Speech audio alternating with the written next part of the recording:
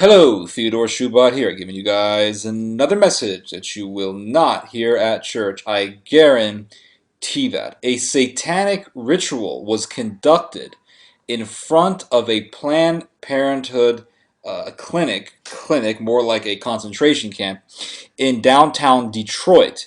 They were Christians who came to the Planned Parenthood slaughterhouse to protest and to preach against the satanic ritual. And of course, the Satanists arrived. The Satanists arrived, and they came with certain objects. They came with certain imagery, and in order to express their satanic beliefs, their satanic sentiments, their satanic lunacy. And I'm going to show you guys a video, and I want you guys to watch this. And after that, I'm going to give you a few observations on the video, and also some of my own observations on the inundation of satanic beliefs and occultism inundating the society and the Western world in general. And there's one thing I want you guys to notice. Look at the American flag. In this video, you're going to see two girls on their knees and two Satanists. Everyone is a Satanist involved in the ritual. And they're pouring jugs of milk on the two girls. And the girls are, I mean, look at them. They're in a frenzy. They're moving around. They're going up and down like this. They're convulsing. They're jerking around. It looks like possession. And they're pouring the milk on them, and then two other men in the back, who are also devil worshippers, are screaming, "Hail Satan." Now, behind the two girls are two other Satanists carrying an American flag, but the American flag is desecrated with the image of Lucifer on the stars. There's the red and white stripes, and then there's the 50 stars, and then on top of the 50 stars is an image of Lucifer, and it appears to be specifically an image of Babhoma. And these girls are just contorting. I mean, they're moving like this. It's just creepy, and it's obviously satanic. So look at this video, and then we're going to make a number of observations afterwards. Play the clip. Turn from your sin this day. I pray that you run to King Jesus. Turn from your sin. Run to King Jesus. Jesus said he's the way, the truth, and the life, and no one comes to the Father but through him. I pray you guys come to saving faith. I pray you guys come to saving faith. I want you guys in heaven. Run to King Jesus. Turn to Christ and live, because you will not walk in the day of judgment. On the day of judgment, you will be on your face. No, you'll be on your face begging for mercy. You'll be begging for mercy. No mercy will be given. The Bible says the fool says in his heart there is no God. Repent. Run to Jesus, sir. I care about you. You know what? Did you know that I care about you? I care about you. I love you. I want you to come to saving faith. I do. I care about these Satan worshipers. I want these Satan worshipers to come to saving faith. Run to Jesus as you blaspheme God by your demonic ceremony. Run to King Jesus. Guys, you can say this all day, but when you die, you'll be on your face begging for mercy, but no mercy will be given.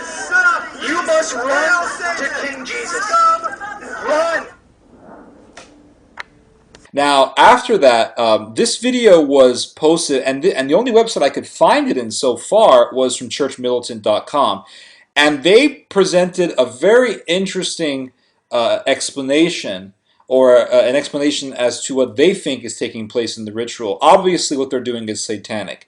The specifics of the ritual, though, they did not explain exactly, but the people at Church Militant gave their own explanation, and I think it's very interesting. It says that the ritual of milk bathing has ties to many different occult and Eastern mystical traditions. In some occult writings, a relationship and ritual is drawn by using milk as a symbol of a lactating mother, and the milk bathing as a sign of worship to a Mother Earth goddess, Gaia. Similar to the Christian understanding of water baptism, milk bathing is symbolic of purification for worship. Milk bathing is considered to be lower level occult magic, and high echelons of satanic ritual worship. Bathing in or sprinkling human or animal blood is commonplace. There are even accounts of these rituals being conducted after hours in Planned Parenthood abortion chambers using the blood of aborted babies. Now, the article references a former Satanist by the name of Zachary King. And Zachary King, according to his own testimony, was a actual devil worshiper, what they call a deistic Satanist. Now, there's two different types of Satanists. Now, they're all really the same. But as far as how they present themselves, they are usually two categories that are mostly they're the most prevalent. I think these are the only two categories that they could actually break themselves into. One is a theistic Satanist, and the other one is an atheistic Satanist. An atheistic Satanist is one who says there is no God, Satan does not exist, Satan is only an image of my own internal self, and I am therefore worshiping myself. By worshiping the devil, I'm worshiping myself. Atheistic Satanist is someone who's more honest and says, there is Satan and I worship him. There is God, there is the devil, and I choose the side of Lucifer. And they're openly and explicitly worshiping Satan. They're both the same thing. They explain themselves differently. The atheistic Satanist is more deceptive than the theistic Satanist. That is obvious. Because Jesus Christ tells us to deny ourselves. And Satan, when he possesses somebody or when he influences someone, takes advantage of our attachment to self, our attachment to materialism, our attachment to money, our attachment to survival, our attachment to sex and to pornography. Satan takes advantage of these attachments, and it all comes through, it all proceeds from the attachment to self and the refusal to deny the self. Once someone denies themselves from earthly attachments, then he makes a prevention, he makes a preclusion against Satan. He is preventing himself from being vulnerable to the wiles and to the influences and deceptions of Satan. When Jesus began his work, he was about 30 years old. He returned from the Jordan full of the Holy Spirit and was led by the Spirit into the desert, where he was tempted by the devil for 40 days. In all this time, he ate nothing.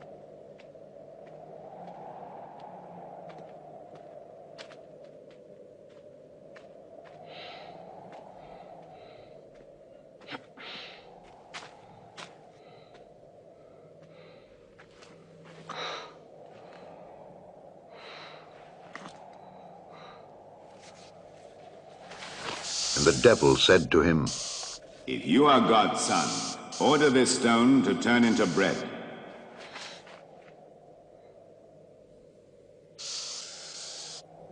It is written that man shall not live by bread alone, but by every word of God.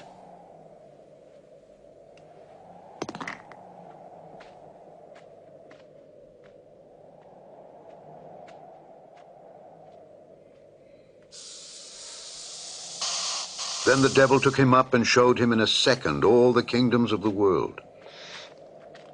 "I will give you all this power and all this wealth.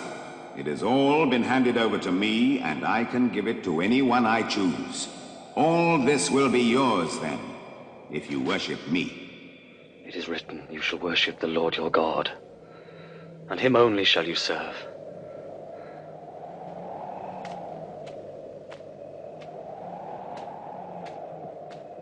Then the devil took him to Jerusalem and set him on the highest point of the temple.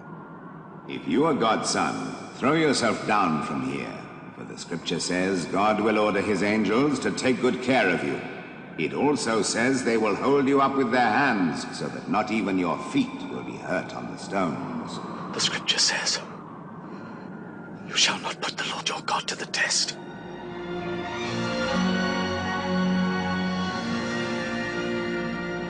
Since, therefore, St. Peter says in the scriptures, be vigilant, for Satan is roaming about like a roaring lion, looking for whoever he can devour.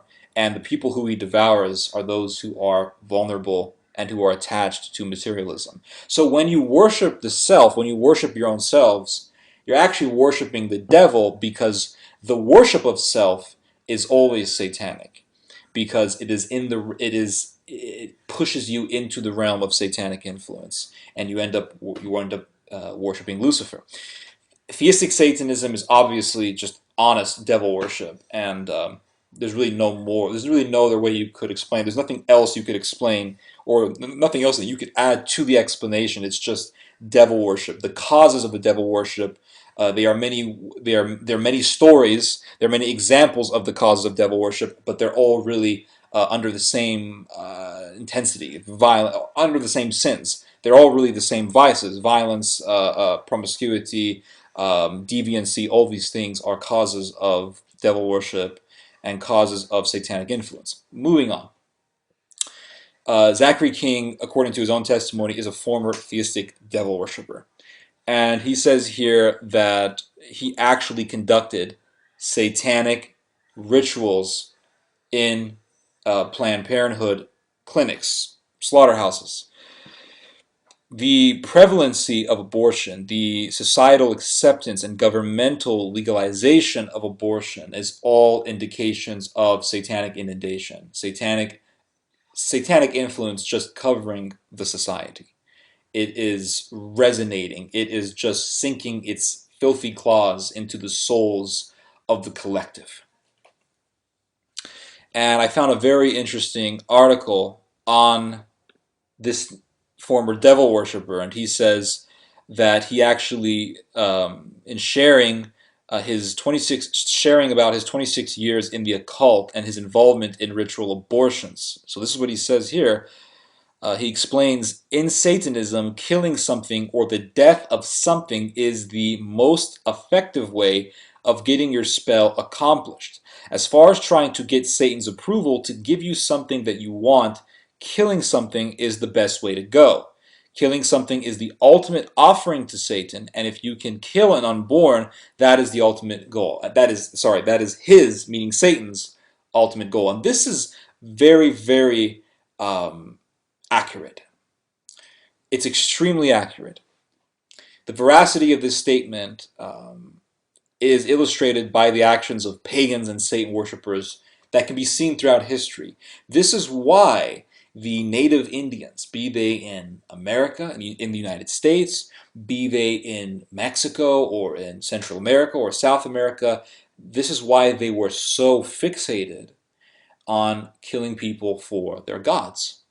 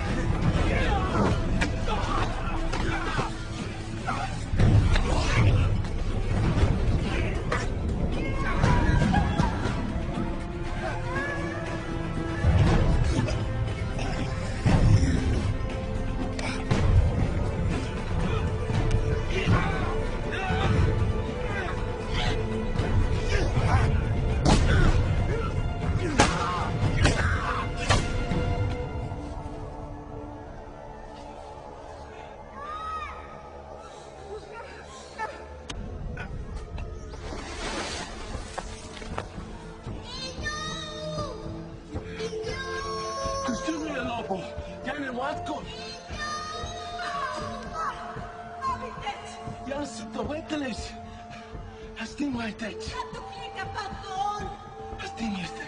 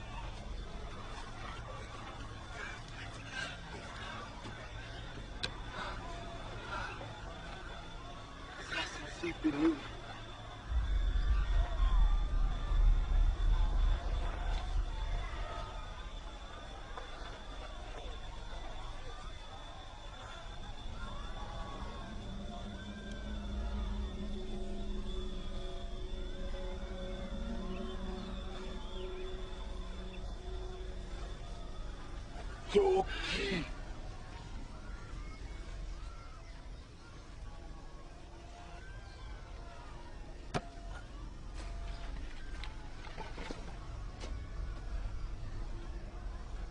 Dices.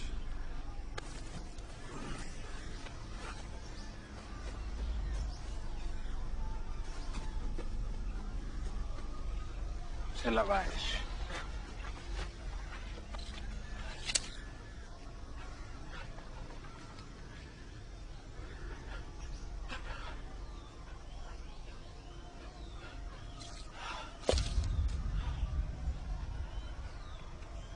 Wow.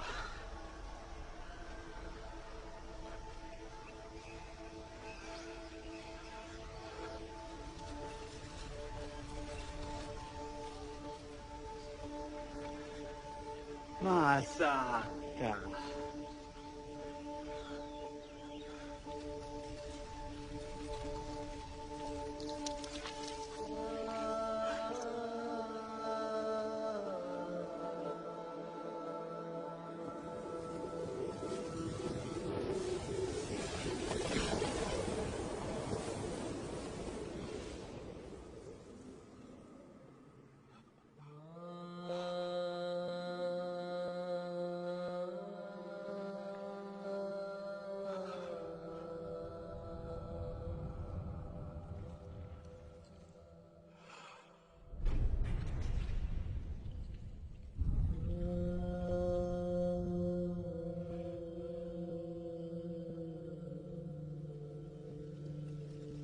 they worshipped the demons of the abyss. In fact, there was one ritual that the native Indians would do in Mexico, in which this was done, I believe, by the Azteca or the Maya.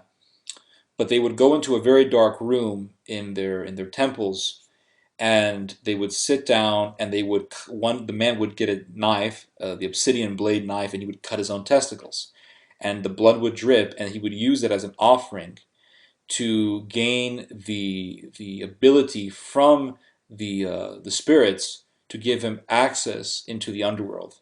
In other words, by proving himself to the gods of his devotion by cutting his own testicles, the demons would give him access into a portal, and he would spiritually enter the portal, and he would enter the underworld, and he would see the demonic.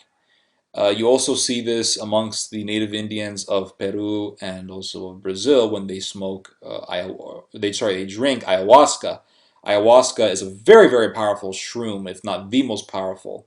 And they take the tree bark, and they take, I think, the bark from the plant itself, and then they take the plant, the leaves, and it's a hallucinogenic, and they put it in a drink and make a brew. And it takes several hours to make the brew, and then they drink it. The people who drink it begin to see absolutely diabolical things, spirits and satanic images, and it just absolutely terrifies them. In fact, there was one video investigation that was done where they would film these Westerners, I think Americans, I think maybe Italians and Canadians, and just all sorts of people from all over the West, stupid people really, who were dissatisfied with their Christian traditions and were determined to go beyond Christian tradition and find something deeper. I want to go deeper. And that's how the devil gets you. They become discontent with their state, just as Eve was discontent with their state, and they want to become divine. They want to really rival God, just as Eve wanted to rival God, and that's why she listened to Satan. And so they take the ayahuasca, and they freak the hell out because they have no idea what they're getting into, and they end up entering into the diabolical.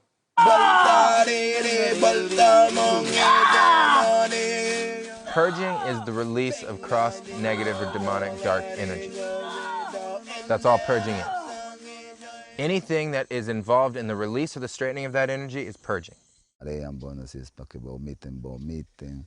Si es para que le mandan por atrás, le mandan por abajo, por adelante. Bueno, le está haciendo la limpieza, la curación. That's very clear. It's very definitive. It can look physical. It can be mental. It can be energy. Some people purge really loud. Some people purge quieter. Some people don't throw up at all. Other people find that they manage it through breathing. Other people find that they manage it through shaking, sweating. All of those different experiences are different kinds of purging. All of those experiences are the release and the straightening of cross-demonic, dark, conflicted, negative, or afflicting energy.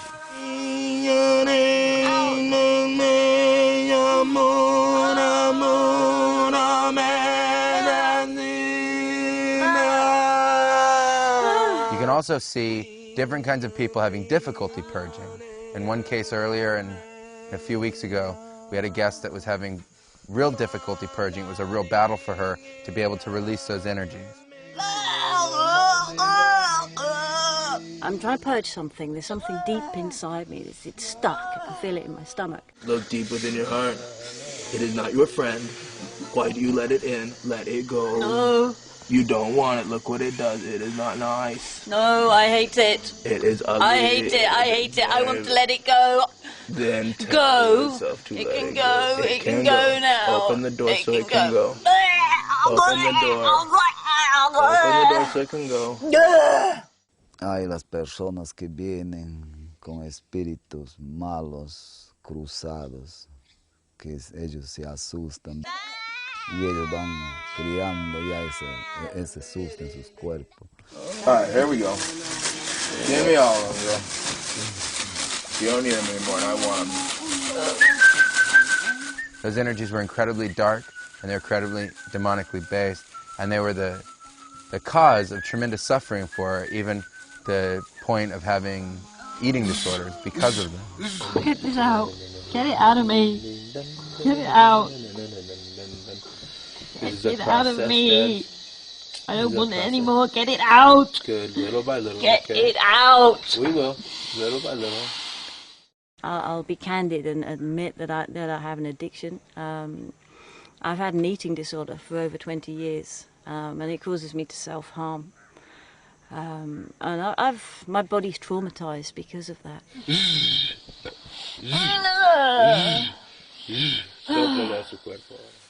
In a case like that, you have to be able to build a tremendous amount of light energy to be able to release and move them.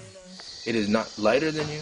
No. It is not nicer than you. No. It is not anything more than you. So it has not finished serving us yet. And when it has, it will go gently. So you have to let go of your fear of it.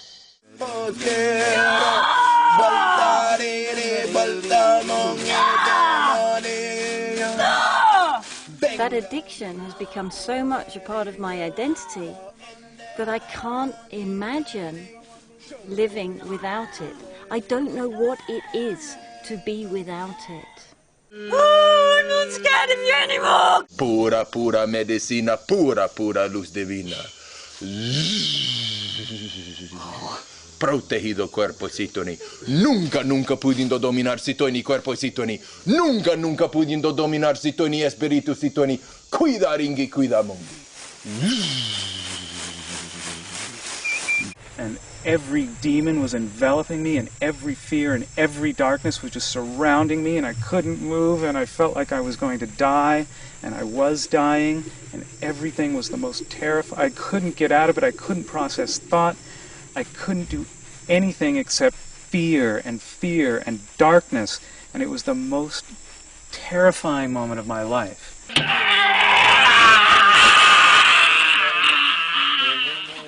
What you feel in an ayahuasca ceremony is real. It's not hallucination. It's not a trip. It's not, some fantasy.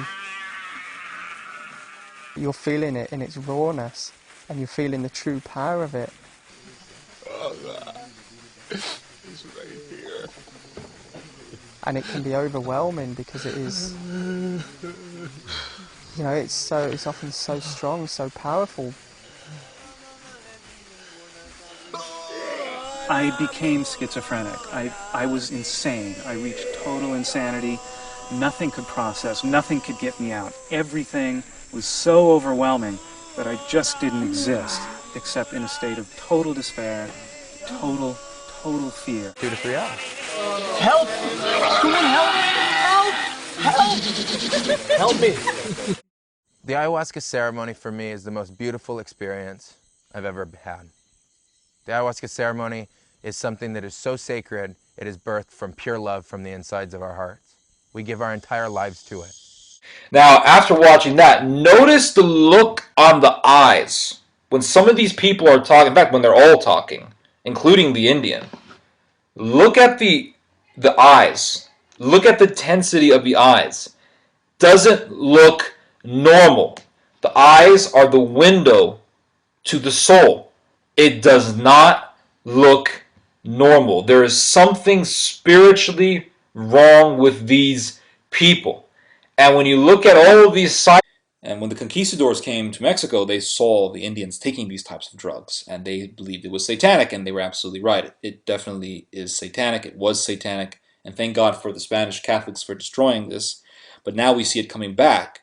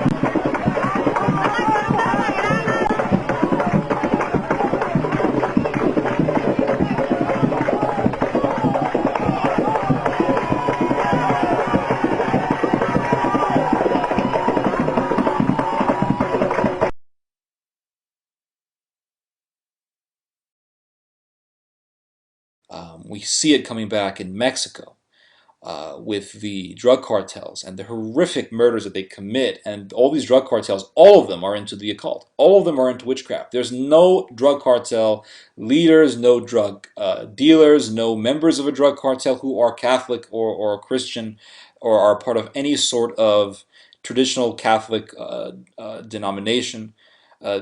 They are all a part of satanic religions. A lot of them are into Santeria.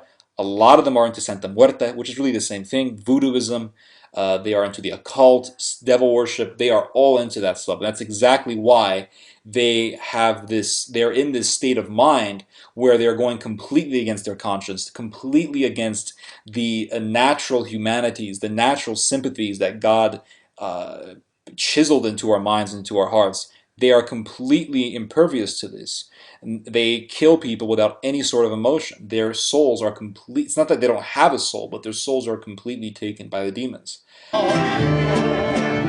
The worshippers come to visit the altar of a saint.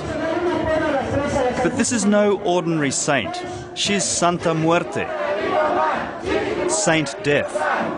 Vamos por decir así, los delincuentes, los homosexuales, todos ellos se acercan porque para ella no hay prejuicios, ricos y pobres, todos se van, ¿no?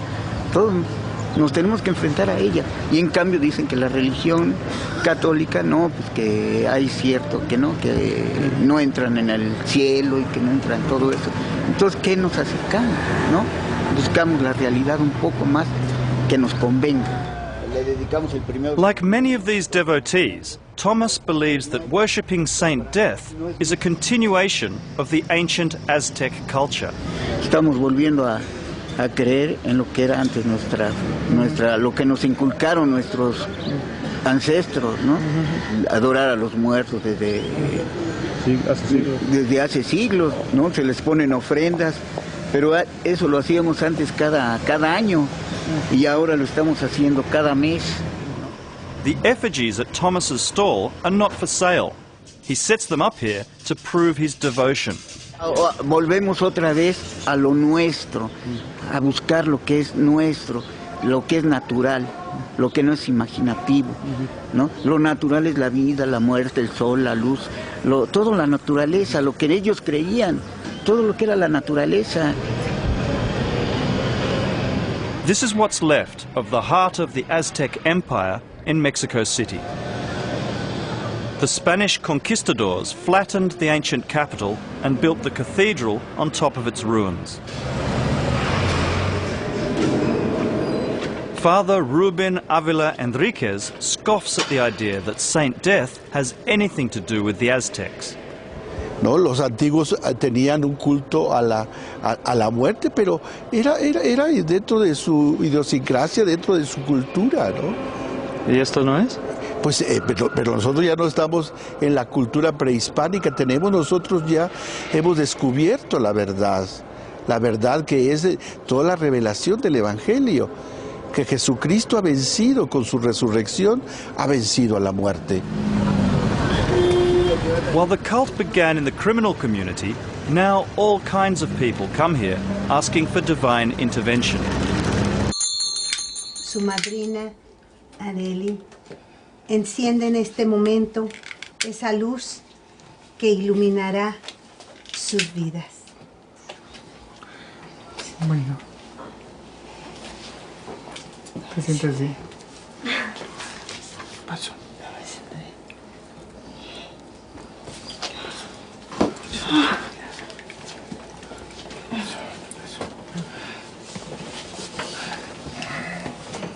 Respira cualquier cosa. Ya, pasando la vez. Sí. Y la película. Es frío. Yo te nombro en este momento madrina de nuestro culto a la Santa Muerte. A partir de este momento, tú vas a representar a nuestra Santísima Muerte aquí en Nueva York. Los Zetas is a powerful and violent criminal syndicate in Mexico and is considered by the U.S. government to be the most technologically advanced sophisticated, and dangerous cartel in Mexico. The group was formed in 1997 by soldiers who defected from the Mexican Army's elite air mobile special forces.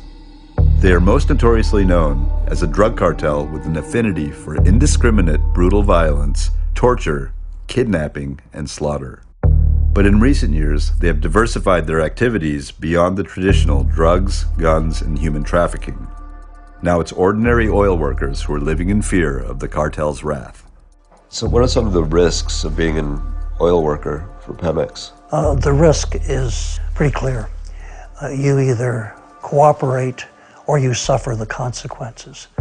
The cliche is plata o plomo. That is, silver, take the money, or plomo, take the lead. But often it's not lead, but it's steel in the form of having your head cut off with a chainsaw. They also prepare guisos. These are stews where you take a member of the family and you put them in a pig boiler and you pour gasoline on them and then you set a match to them. And because the Zetas use such sadistic, unbelievably cruel methods, typically people will cooperate with them either for a payment or for concern that their lives and the lives of their family members would be in danger. On the south side, one gang, the Satan Disciples, rule supreme. The insane disciples up in this. I've seen people get shot in the head right in front of me, dying in my arms. I hate everybody, all that oppose me. These gangsters worship just one thing. Money is mine, that's right. Chicago's south side is the devil's playground. And survival of the fittest. That's what it's all about.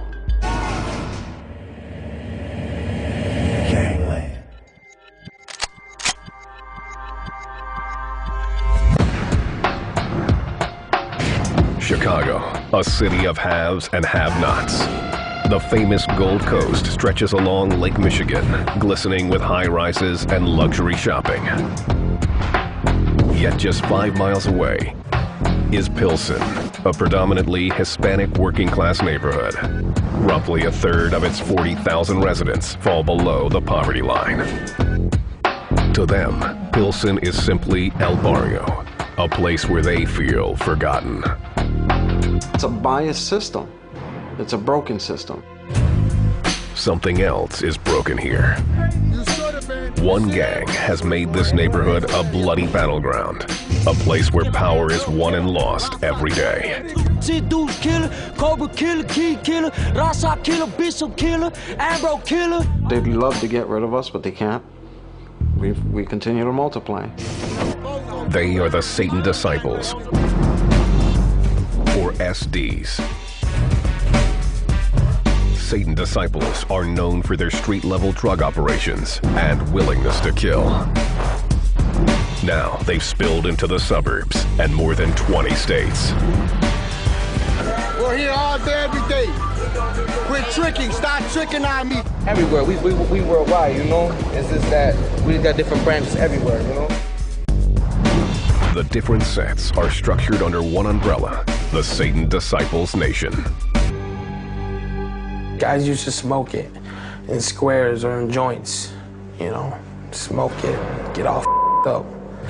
It was like a bad whack high or something. A high so bad, it was deadly. One of his friends, you know, got high, smoking some water, you know, had a bad trip, shot him in his head, behind his back, you know. So he died, you know, being with some up-ass drug addict. Their ink is full of devilish imagery and is the gang's biggest source of pride. You name it. Pitchforks, the shield of the SDs. Through the years, the Satan Disciples mascot has changed with the times. It was more baby devil, and like now with the generation all in the hip hop and all that, it's more like hip hop devil. You could put them doing all kind of evil ass. With the 6 points, with his thing, the actual guy. SD tattoos aren't easy to earn. You've got to be affiliated. Some join out of choice, others from necessity. I know a kid that was recently shot, probably a month ago, in the head, just because he lived in the hood. And that is because Satan wants human blood. Jesus Christ says that Satan was a murderer from the beginning. He possessed Cain and had him kill Abel. Satan loves blood. He just loves it. And so what Satan does is influences these people to say, if you want to declare allegiance to me, if you want to prove yourself to me, then you have to shed human blood. And that is really what abortion is about. It's occultism, straight up. And so this Satanist further, it goes on to explain things, and on the article here on lifenews.com it says, however, the Satanic Temple's website gives their more acceptable position on abortion. It says members, quote, believe in individual autonomy, personal choice, and the inviolability of one's own body. They said, quote, we believe one should be free to make one's own decisions, uncoerced, based on the best available scientific evidence, whether or not the science comports with the religious and or political views of others. Basically, what the Satanic Temple is saying is we support abortion. They want death. They want abortion. According to King, it says here, just after I turned 14, the convent, so he joined a Satanic convent when he was about 14 years old.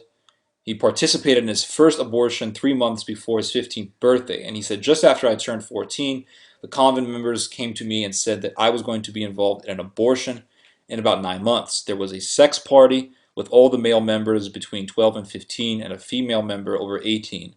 And her purpose was to get pregnant, and then she was going to have an abortion in 9 months. Now, this is something that is not adventurous. People think, well, this is just far out, far-fetched. I can't believe this. This is crazy. It's not crazy at all. Let me explain something to you. We've been seeing this sort of satanic behavior, satanic activity for centuries.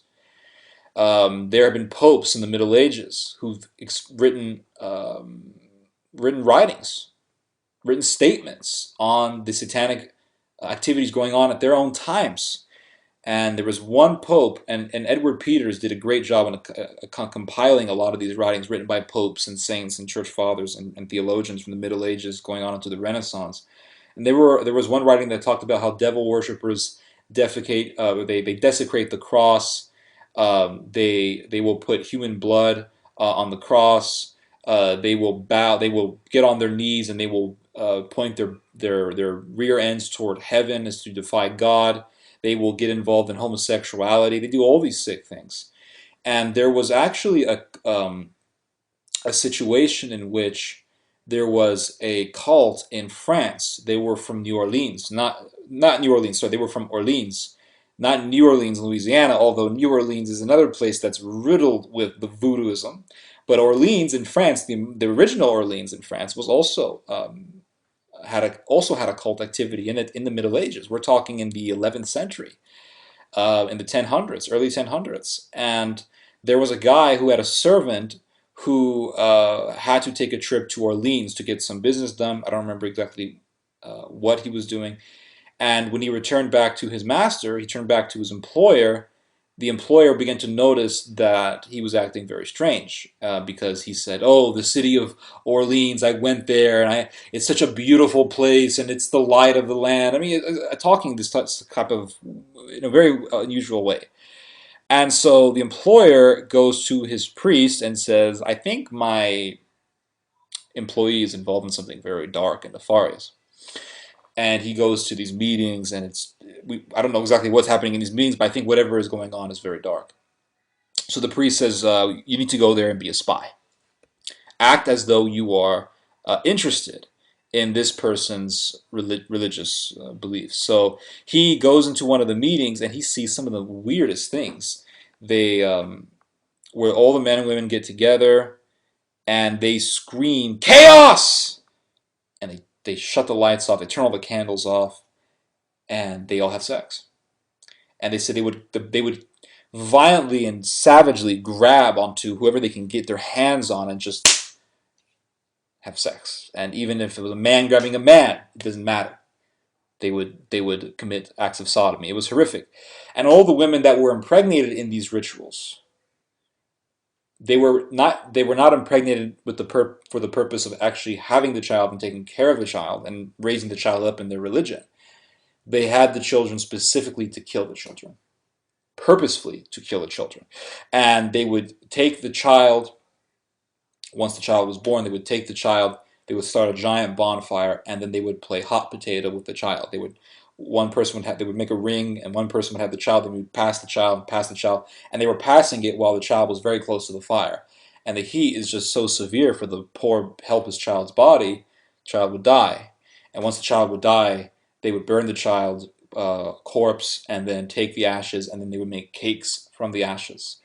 And they would say, and the leader of the cult told the spy, and the spy was acting as though he was very interested in this, and he had to bear the side of this horror. I don't know how he did it without freaking out or violently trying to defend the child, but he managed to actually act like one of them the entire time.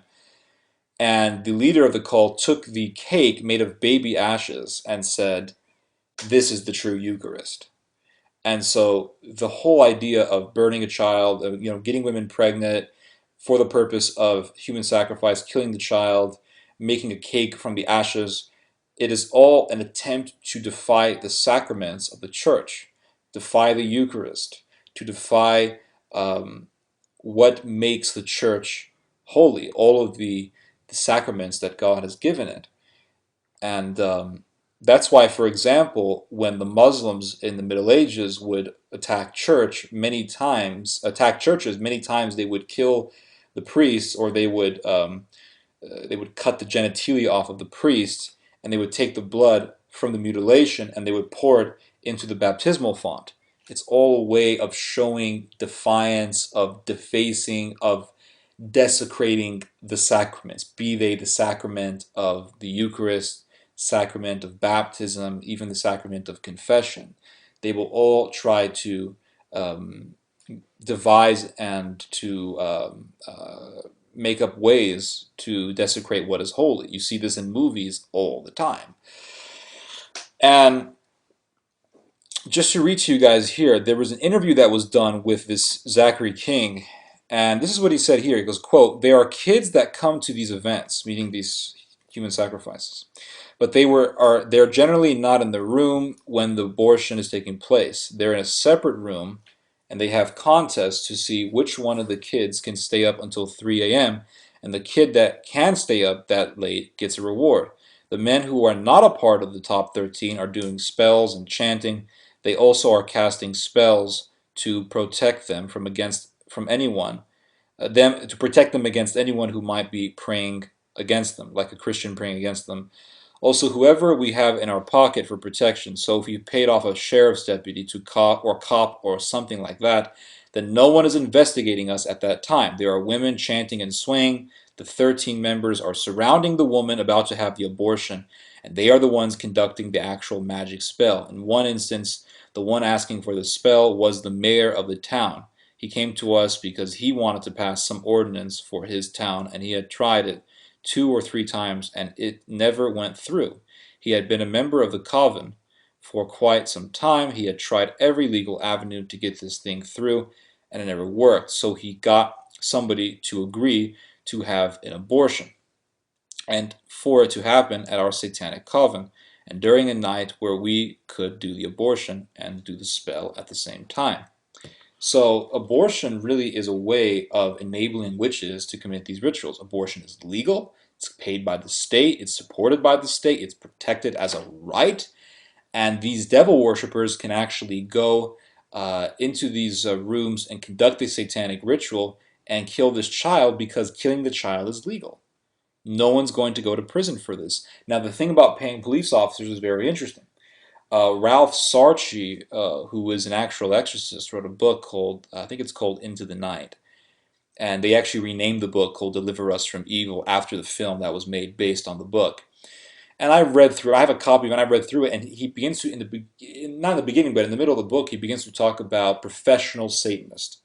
And he says these are people who are in positions of authority and influence in the society. A lot of them are lawyers, judges, and he actually mentions that they are police officers who are devil worshippers, who do protect these sort of crimes and who actually are part of these certain crimes. And he speaks of one story in which a man was a professional devil worshipper who killed an infant. And the cops could never find any evidence against him, and they had to let him go. So this type of thing does in fact happen. It's actually very prevalent in the United States, and it's been going on in the West throughout its history. Even in the when Christianity became the official religion of the West, they still had these things. That's why they had laws against witchcraft. Witchcraft has been in the United States since the beginning. Even when the Puritans were ruling it, there was substantial amounts of witchcraft. Cotton Mather talks about this in his book called On Witchcraft. He was actually in the time living in the Massachusetts colony in the time of the Salem witch trials. But in his book On Witchcraft, he actually talks about how there were in fact witches, witch groups, cults in the colonies, and speaks about this.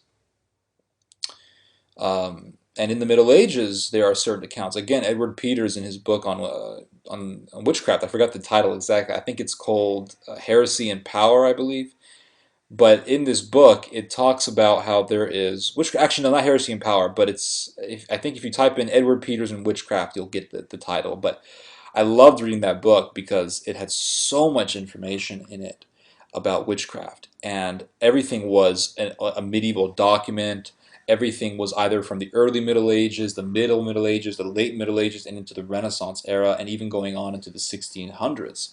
And it was amazing how prevalent witchcraft was, how prevalent the occult was in the Middle Ages, or I think I would say the early Renaissance. Like I said in one of my prior videos, there was a case in which a woman took around 300 or so children, killed them, and drank their blood as a ritual for Satan, and they burnt her at the stake for murder and for witchcraft, and rightfully so. And the priest who recounts the event says very, very clearly that if you know someone involved in witchcraft, report him or her to the Inquisition, because it could be your child that will be sacrificed. And a lot of there's a lot of possession going on around, and it's increasing as the years go by. I've noticed it looking at the prevalency of just diabolical murders that have taken place. Just today I was reading about a murder that happened, it was by two youths.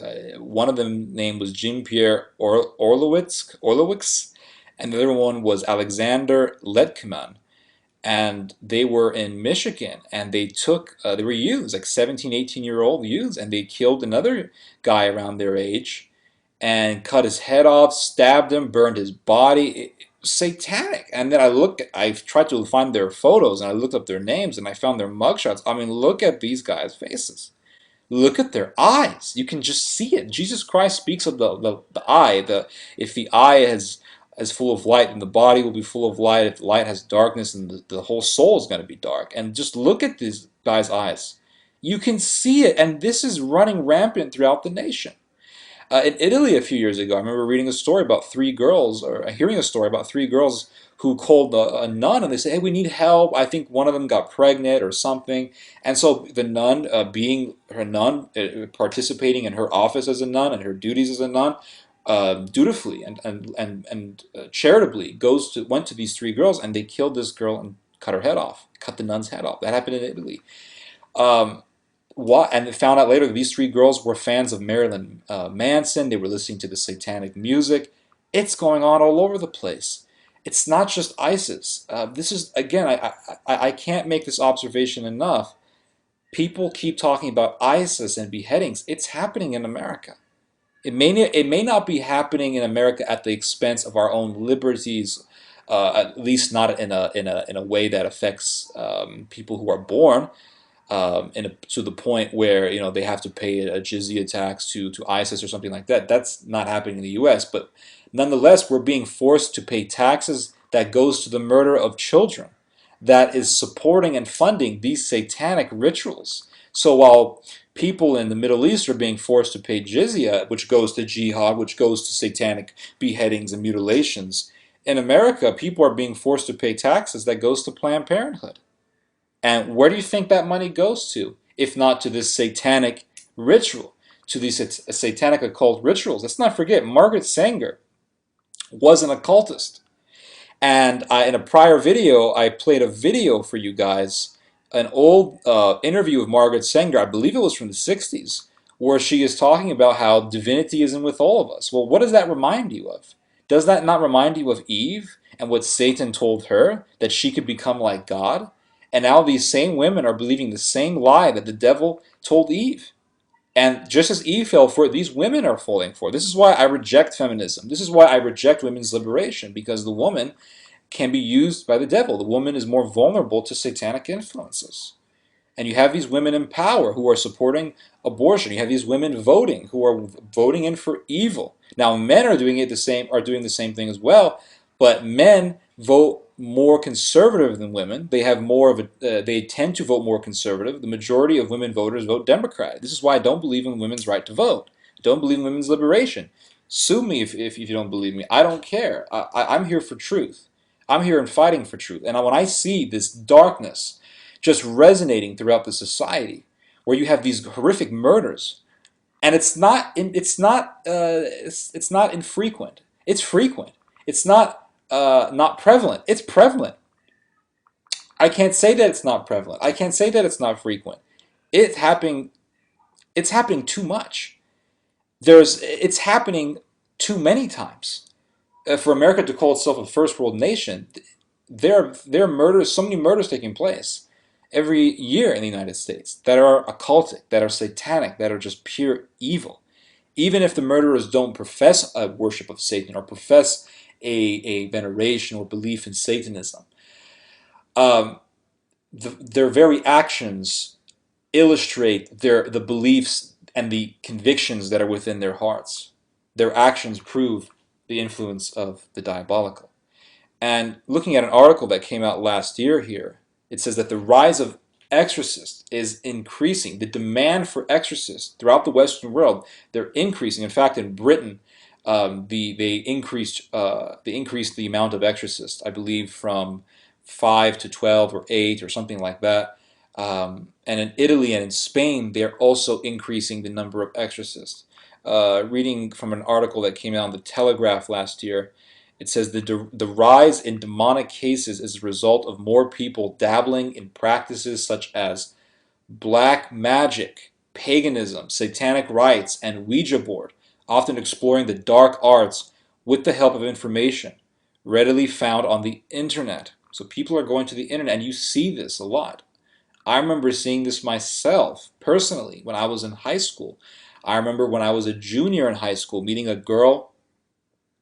She was about maybe 18 or 19 years old, and the reason why I was interested in talking to her wasn't because I was going to ask for her number. She was hideous. And the reason why she was so hideous was because it's kind of like meth. I mean, when people are addicted to meth or cocaine, they look ugly. They look hideous.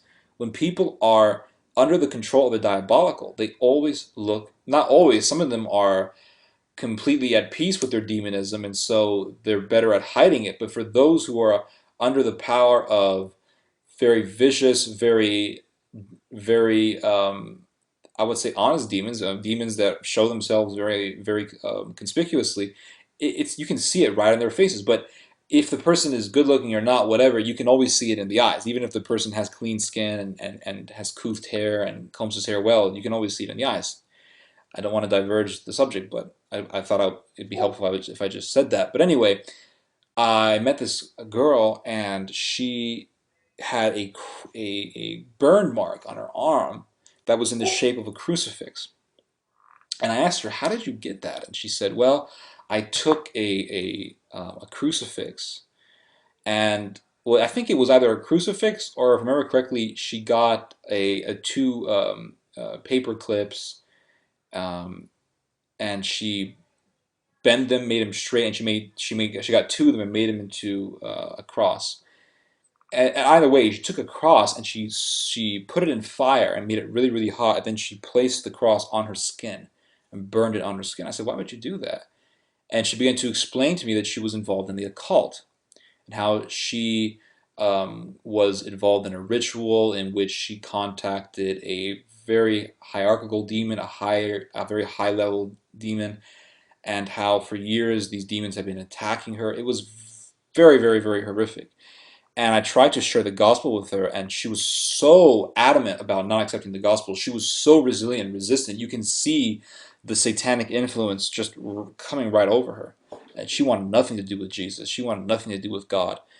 But it was a conversation that taught me a lot about the reality of witchcraft. And actually, it's not something that they made up in the Middle Ages. It's not some sort of a legend that they made up in the Puritan times or in the Middle Ages or in the Renaissance or in the Dark Ages or whatever. It's real, and it's always been here, and it's actually a lot more prevalent than we think.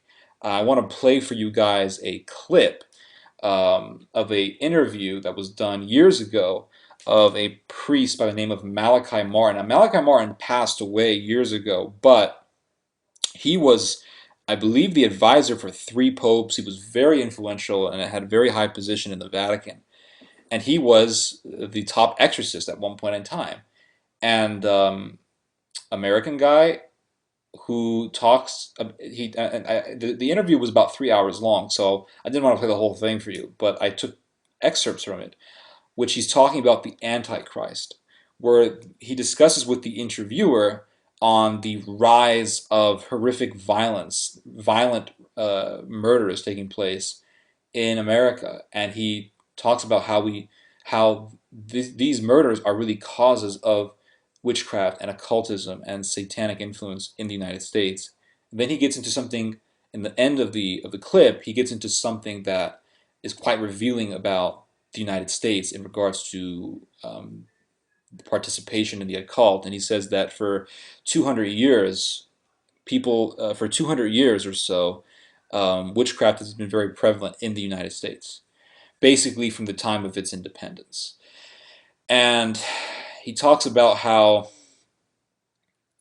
for 200 years in the United States, you had these situations in which mothers or fathers who are involved in witchcraft will do spells on their children. And the children end up possessed at a very young age, and even going into adulthood, the same demon will possess and attack members of the same family. So he says that it's essentially generational. And it just reveals a lot on the prevalency of witchcraft, and it really makes the interconnection, or illustrates the interconnection, between violence and the diabolical. Play the clip. Doctor, is there now, or is there going to be, an Antichrist? Whether there is now is a question. There is going to be an Antichrist, and I think the best thing we can do is talk about his public appearance. All right. Because he may already be in existence. For me to say he is in existence would immediately provoke the questions, where is he and what is he doing? Yes. Now I want to avoid that. Yes. But he will be manifest publicly within a reasonable amount of time. Most people who are 20-something or 30-something will come across Antichrist in their life. I'm 76. I may not. How will we know him? We will know him by 2 main qualities. First of all, he will arrive at a time when we as a race have what looks like insuperable problems. Supposing we discover we have really insuperable environmental problems. Yeah, yes, sir. Supposing we find we have insuperable health problems, a disease, yes, wasting nation after nation. That's the first thing. He will have solutions for those problems. He will have wise solutions that are real solutions. And number 2, the result of his intervention and the results of his solutions will be such that people will say, you must be God. And he will accept that attribute. He will accept that. Yes, he will accept that. That will be, those are the 3 marks of the Antichrist. Well, you've already done it to me. You're already giving me chills. I've been a talk show host, Doctor, for about, in this incarnation, 13 years. That's a long time. Doing this program. And in the last several years, Doctor, I have begun to observe something that I just picked a word and I began to call it the quickening. And it's a very good word, Art. It's a very discerning word. You must speak from experience. Well, you must. I speak from watching the news of what man is doing by the day, yes. Doctor. And by this quickening, I mean socially. I'm watching these horrible things happening. Yesterday is just an example. In Sacramento, a man was holed up and killed his 2 children in front of his wife, and then in front of his wife killed himself. This kind of senseless, mindless, unbelievable behavior socially. And it's not isolated, my God. I know, it's not isolated. Politically, Doctor, I look around and I see no sense to what is going on. We have lost our way. We have lost our way. There's no doubt about that. Could I stick in something at this moment, Art? Could I make a remark? You may indeed. There is, in Scripture and in tradition, and by the way, I'm a Roman Catholic, so I'm not sort of dependent on the Bible as Protestants are, and that's their choice. But there is a thing called the mystery of iniquity, and it's a very constant teaching of the Bible and of religious men and women, and it's this: that evil is allowed from time to time to so dull the senses of men and women and to so disturb the equilibrium of their minds that they do crazy, real crazy, mad, bad things. Mm-hmm. And here is the point that gives me a chill. I'm 76, and I noticed that in the last 20, 25 years of my life, the incidents of such disequilibrium, the incidents of that seem to be much more frequent than when I was younger. Yes. Much more, there are much more shocking things happen, and it's not that we're getting to know them. No. The world was connected at that time. Communications were slow when I was young, say when I was 25, or when I was 20.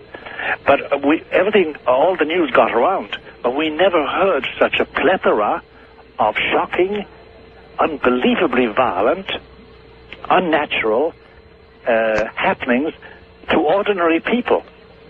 So the mystery of iniquity it seems to be pressuring, and the idea in the teaching about the mystery of iniquity is that there is a darkness, a mental darkness that closes in and makes ordinary people do the most extraordinary and shocking things. Are there cases in which a possession is not obvious? Yes, I would imagine there are many where the spirit has simply won and is in firm control. I would think that the people who come to you are those who are sort of in the middle of a giant battle. That's right. When you find somebody, the typical things of somebody throwing themselves on the ground or cursing and spitting and protesting and defecating, urinating, and all sorts of protest. What they're doing is protesting, saying, help me. Yes. Help me. The perfectly possessed, we call them, the perfectly possessed, are those that are completely at peace. And I've known several of the perfectly possessed, and I avoid them like the pest. And you know them only by almost accidental means. Sometimes they're perfectly normal, by the way, and they've got great business probity. They're married, they have children and wives, and they put down responsible jobs. There's nothing wrong there. Now and again, just now and again, it's as it were, a veil is drawn aside, and you see somebody you don't know at all. You just don't know this person, this man, this woman. And there's a completely alien look, a completely alien attitude, and they breathe alienation. And you know then, if you have a nose for it, you know then that they're perfectly possessed and there's nothing to be done about it. The first man I knew like that was called Beedham, John Beedham. And it was a frightening experience because I had known him for years. In other words, their pact, their deal, they are at peace with and comfortable with their deal. That's right. And they have passed through the usual Satanist rituals too. The three Satanist rituals: the power of inflicting pain, the power of hating, and the power of burning. Fire. Fire is part of the Satanist and the Luciferian development.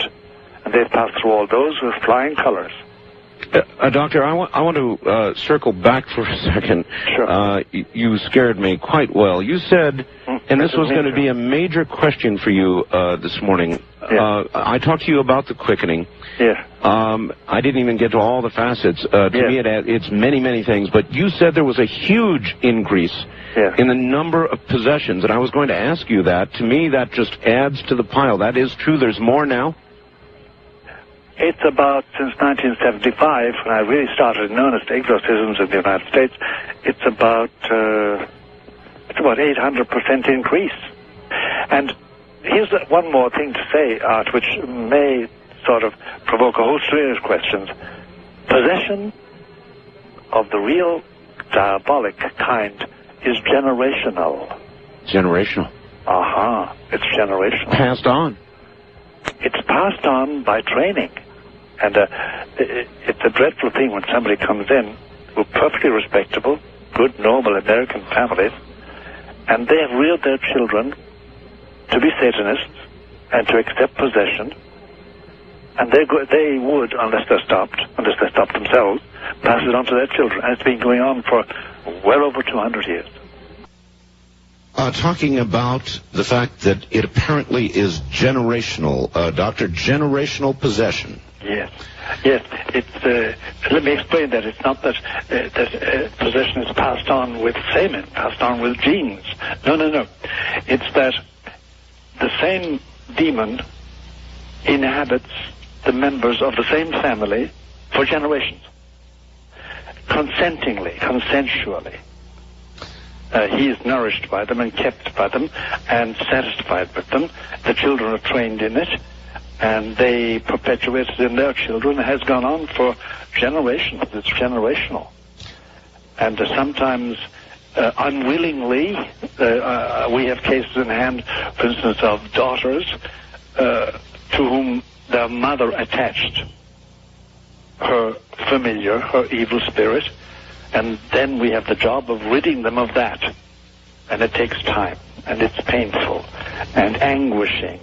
Now, after watching that, we have to ask ourselves, I mean, really, what the hell is going on? What is the reason for this satanic? What is the reason for this prevalency of witchcraft? I remember reading a book by a guy named Gabriel Amorth, who is right now is the head exorcist in Rome. And he talks about the prevalency of witchcraft, and he also attributes satanic possession, demonic possession, to homosexuality. This is why, this is really why I'm so adamant against the gay agenda, the homosexual agenda, because anytime you see it, whether it's being promoted in the media, on television, on being promoted by Disney, being promoted by celebrities, people need to realize that this is all a cause of the satanic. It's all from the satanic. It's all Satan and the demons just pumping their influence into the society. And so when you see this prevalency of accepting homosexuality, now it's a fashion for people to have homosexual friends. It's a fashion for young girls to have a gay friend. You see them walking around with their, like a puppy, like, oh, this is my gay friend, like a prop to prove their popularity to the world. It's all satanic. It's all demonic. That's why when you see serial killers, a lot of them, pretty much all of them, homosexual. You see a lot of these cult leaders, homosexual. Charlie Manson, homosexual. Just the influence of homosexuality, it's just there. It's right there. And so with the inundation of the homosexual agenda in the society, of course you're going to have an increase of demonic possession. With the inundation of witchcraft, with the inundation of atheism and the inculcation of all these anti-Christian ideals, you're going to have satanic possession. There's no doubt about it. I mean, a person doesn't even have to say I love the devil or anything like that. If he's a homosexual, he's participating in homosexual acts, you better believe it. It's going to lead to possession. And the only way that we are going to get back and get out of this is we get back to God. We get back to Christian traditions. We learn our Christian history. We become proud of our Christian history, how Christianity has built the civilization. Right now, we're just living off the remnants of Christian influence. Right now, whatever is good in society is a remnant of what is left of Christian civilization, because we are being engulfed into anti-Christian, anti-Christ doctrines, anti-Christ darkness. And I don't expect people to go back by their own volition. I expect the society to go back to Christianity as a response to an outside enemy, a response to something that's going to happen to society that's going to be so bad, it's going to be so violent, it's going to be so severe that it's going to make people rethink all of their beliefs. It's going to make people rethink all of the trends that they have fallen for and say, we need to get back to God. And God uses everything for good. And God is going to use whatever disasters He has planned for us to get people to come back to Him, just like He did with ancient Israel. And so we need to realize this. And don't wait for that to happen. Get right with God now. I mean, you can sit there and tell me, well, Jesus Christ is going to come on January the 5th in 2025. It doesn't matter. Because what if you did know when Christ was going to return? And then what if you got hit by a bus and you weren't right with God? What did it matter to know that? You have to get right with God. It's time to get right with God. And it's a struggle. It's a struggle between the spirit and the flesh, but we have to continue the struggle. We can't be static in the fight against evil, because if we become static, then we have joined the side of Satan. And there's only two choices. Either you join the side of Satan or you join the side of God. And we have to join the side of God. Plain and simple. This is Theodore Shoebat. Hope you guys have enjoyed this message. Hope you guys have learned something from this message. You just heard some theology. God bless and God be with us.